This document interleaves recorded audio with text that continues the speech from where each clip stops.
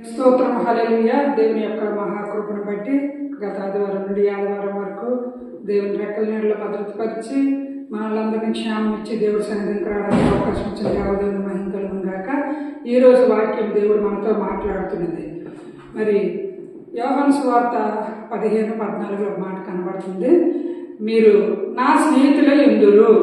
మనం ఎవరమంటే దేవుని స్నేహితులై ఉండాలని దేవుడు ఆశిస్తున్నాడు. మనము స్నేహితులుగా ఉండాలి అని దేవుడు మనతో స్నేహం చెయ్యాలని ఆయన ఆశిస్తున్నప్పుడు మనము ఈ లోకంలో ఉన్న అపవాదితో స్నేహం కాదు, దేవునితో స్నేహం చేసినప్పుడు దేవుడు మనతో ఎలా ఉంటాడో కొన్ని మాటలు చూద్దాం విందాం. వాక్యం వింటున్న నా ప్రియమైన సహోదరి సహోదరుల హృదయపూర్వకమైన వందనాలు.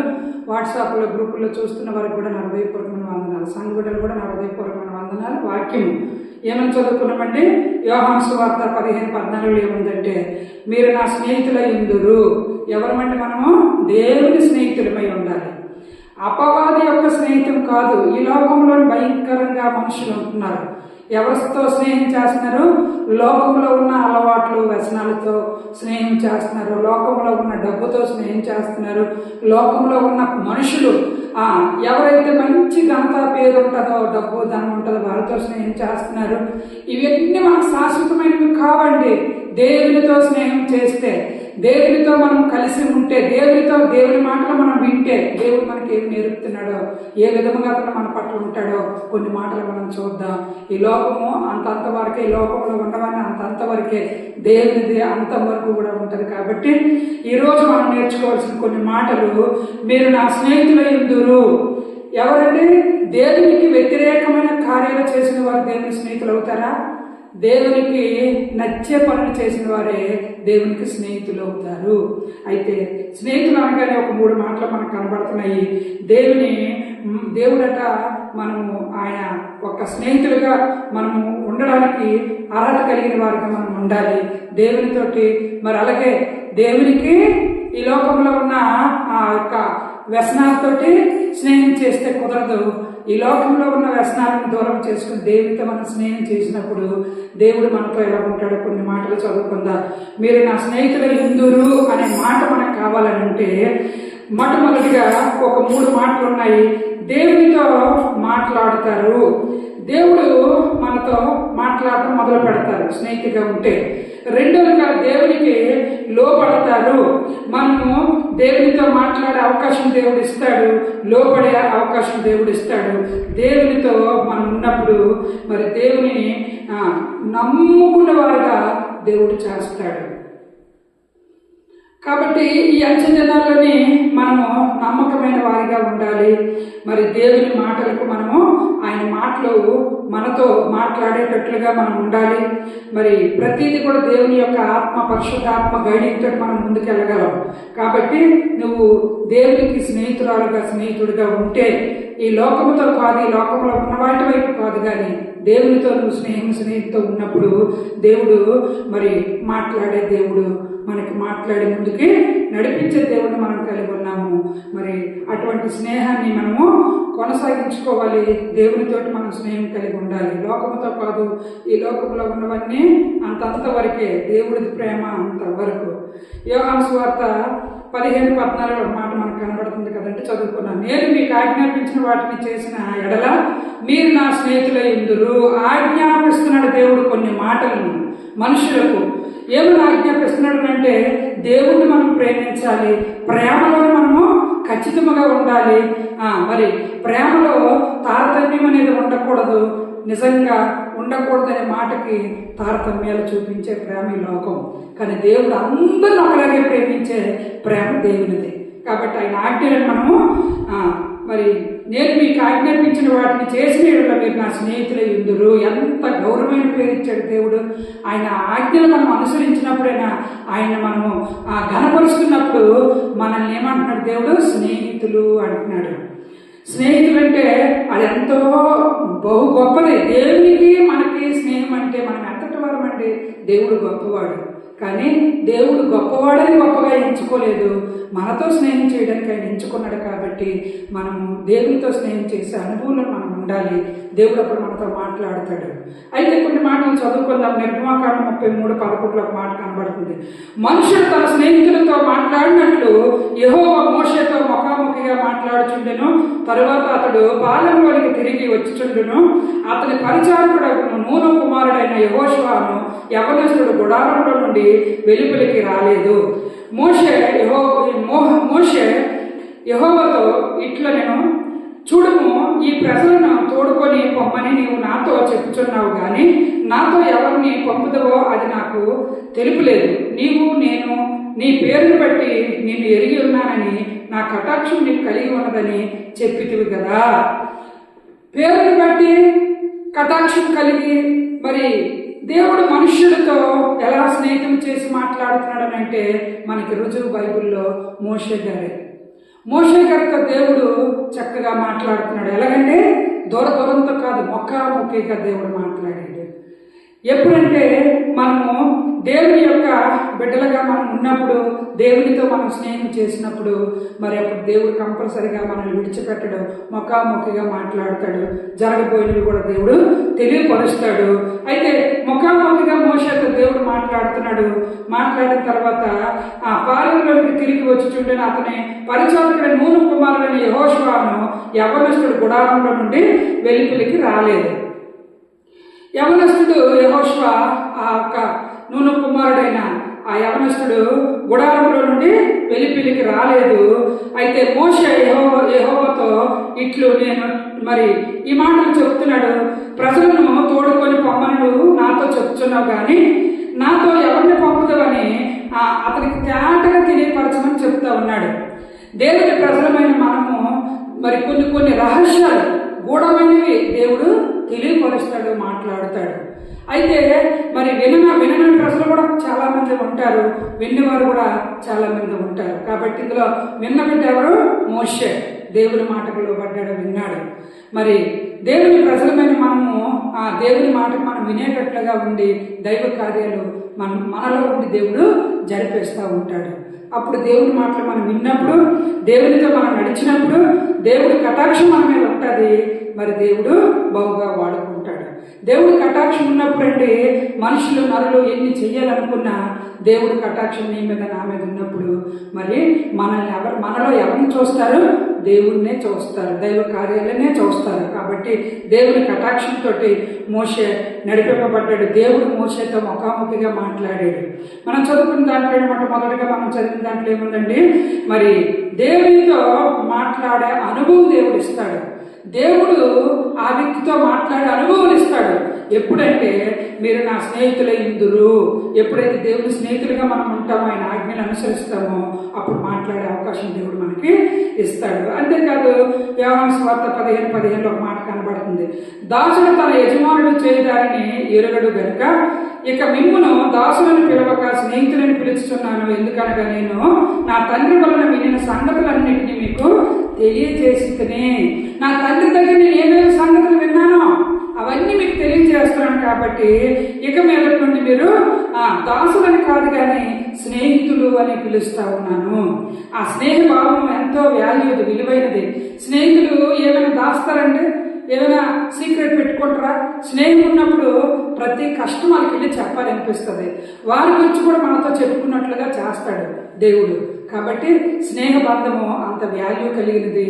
అయితే ఈ లోకంలో ఉన్న స్నేహ బంధాలన్నీ కూడా అంతవరకే. ఎవరిని మనము నమ్మకూడదు, దేవుణ్ణి తప్ప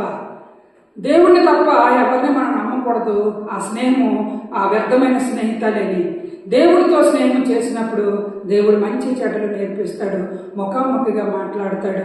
మోషేని దేవుడు ఏ విధంగా కటాక్షించాడు, ఏ విధముగా ముఖాముఖిగా మాట్లాడాడు, నీతో నాతో కూడా దేవుడు ముఖాముఖిగా మాట్లాడతాడు. కాబట్టి దేవుని ప్రజలమైన మనం నేర్చుకోవాల్సిన మాటలను మరి మీరు దాసులుగా కాకుండా పిలవను కానీ స్నేహితులను మిమ్మల్ని పిలుచుతున్నాను అంటున్నాడు దేవుడు.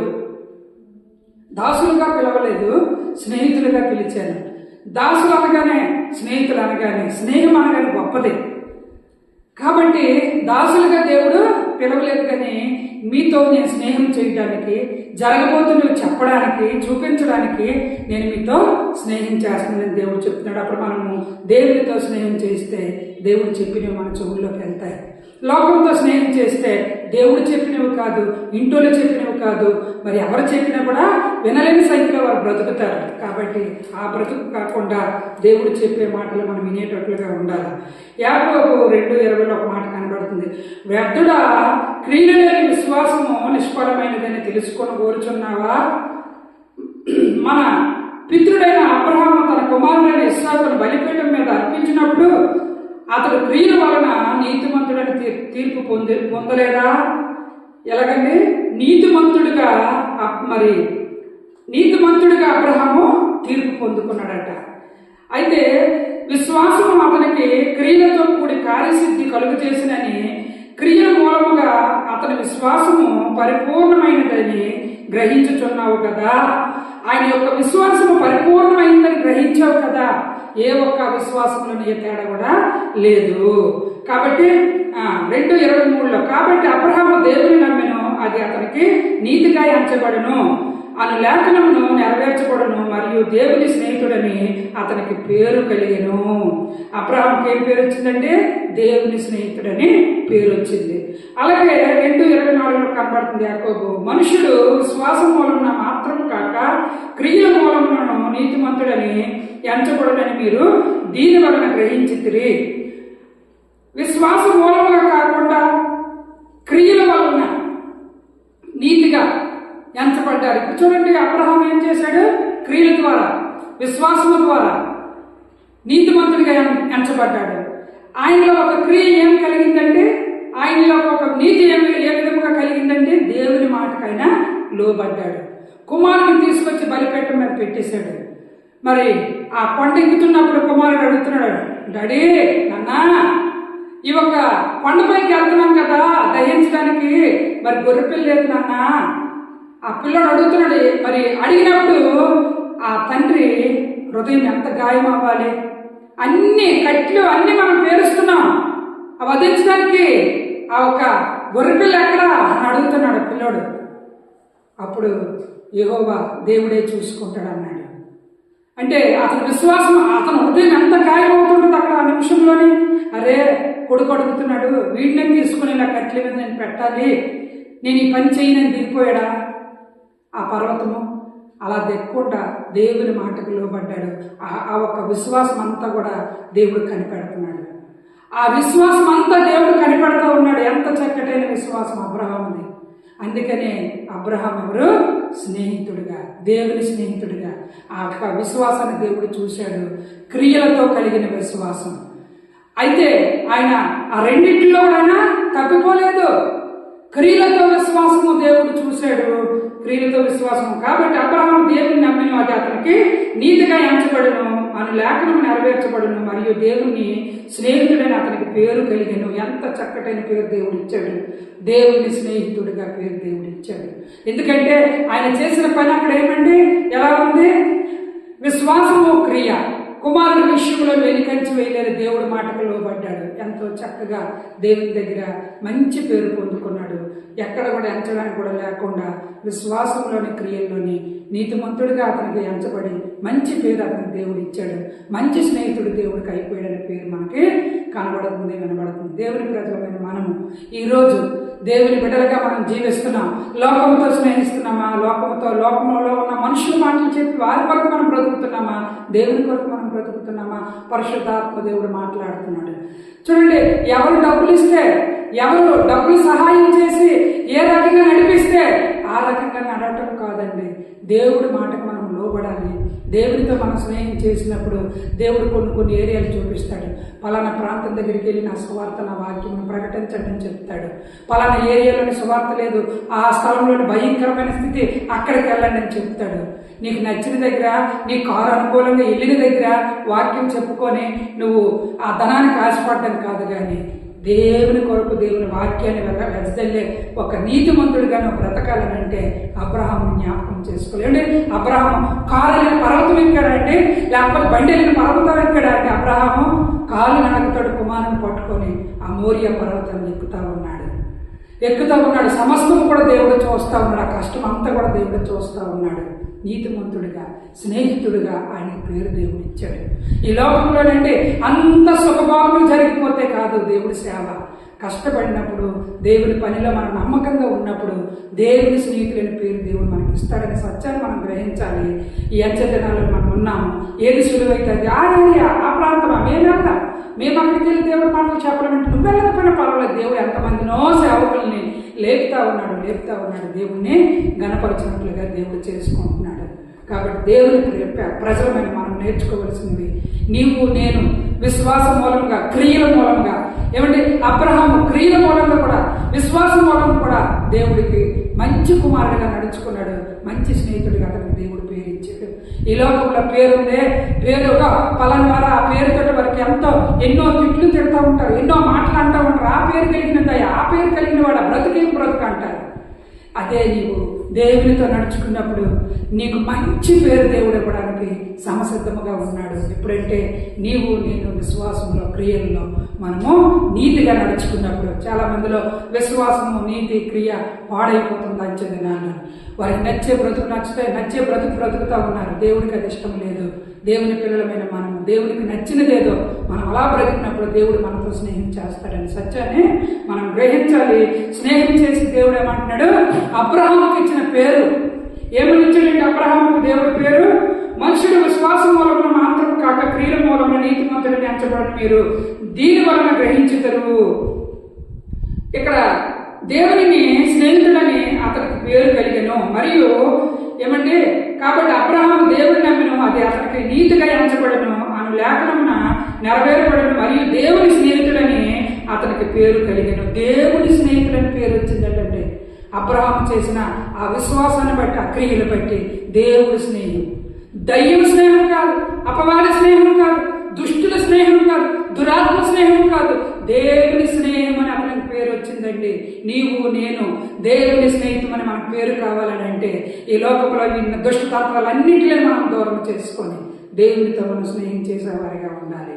పరిశుద్ధాత్మ దేవుడు మనతో తెలియపరుస్తున్న మాటలు. అంతేకాదు చివరిగా యాకోబు పత్రికలో 2:25 మాట కనబడుతుంది. అటువంటి రాహాబు వేషం కూడా దూతలను చేర్చుకొని వేరొక మార్గమున వారిని వెలుపలికి పంపివేసినప్పుడు క్రియల మూలముగా నీతిమంతురాలని ఎంచబడును కదా. రాహాబు ఆమె యొక్క వేష అయినప్పటికీ ఆమె యొక్క క్రియ, ఆమె ఏం చేసిందంటే క్రియల వలన ఆమె నీతిమంతురాలని ఎంచబడ్డది.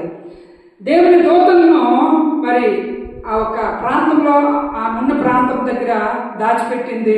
వేరే వచ్చి అడిగినప్పుడు కూడా ఆమె వారు ఇక్కడ ఉన్నారని చెప్పకుండా వారు వేరే మార్గం గుండా నడిపించింది. వారు ఎవరంటే దేవుని యొక్క దూతలు, దేవుని యొక్క ప్రజలు.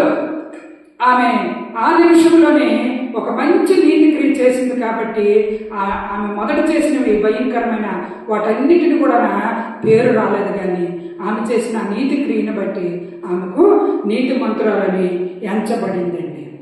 ఆ కుటుంబం అంతా కూడా, ఆ తల్లి కుటుంబం అంతా కూడా ఈమె చేసిన ఈ పనికి రక్షింపబడినట్లుగా దేవుని లేఖనాలు సెలవిస్తున్నాను. కాబట్టి దేవుని ప్రజలమైన మనము ఈరోజు నేర్చుకోవలసిన మాట, దేవుడు మనతో మాట్లాడుతున్న మాట ఏమనంటే, మీరు నా స్నేహితులే ఇందరు అనగా దేవునితో మాట్లాడే అవకాశం దేవుడిస్తాడు, దేవునికి లోబడే అవకాశం దేవుడిస్తాడు, దేవుని నమ్ముకునేటట్లుగా దేవుడు చేస్తాడు.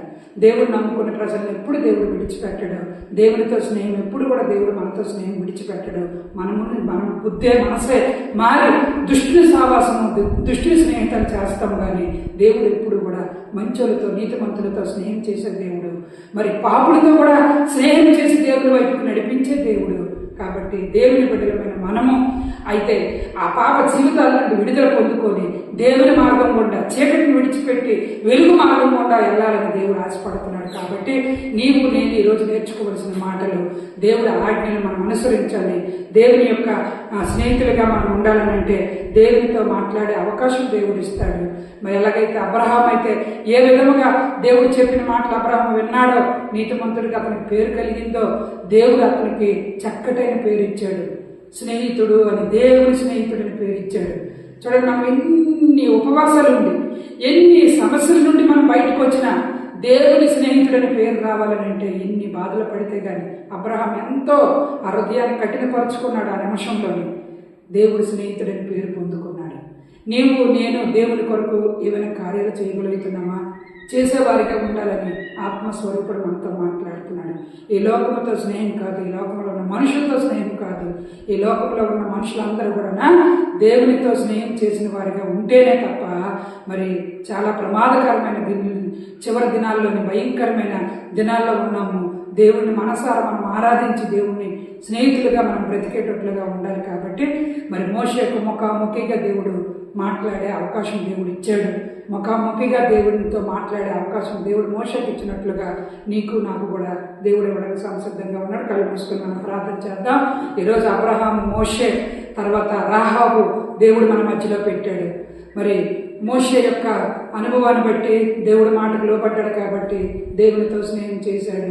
అబ్రహాము దేవుడి మాటకు లోబడ్డాడు కాబట్టి దేవునితో స్నేహితుడని పేరు, దేవుడి స్నేహితుడని పేరు పొందుకున్నాడు. రాహాబు వేష అయినప్పటికీ దేవుని మాట ఆజ్ఞ ఆ దూతలను కాపాడింది. దేవుడు మంచి మార్గంలోనే నడిపించింది కాబట్టి ఆమెకు ఒక నీతిమంతురాలు అని ఆ ఒక పేరు వచ్చినట్లుగా ఈరోజు నీవు నేను ఏ సంఖ్యలో ఉన్నాము దేవుని దగ్గర ప్రార్థిద్దాం. కళ్ళు స్తోత్రాలు ప్రభువా.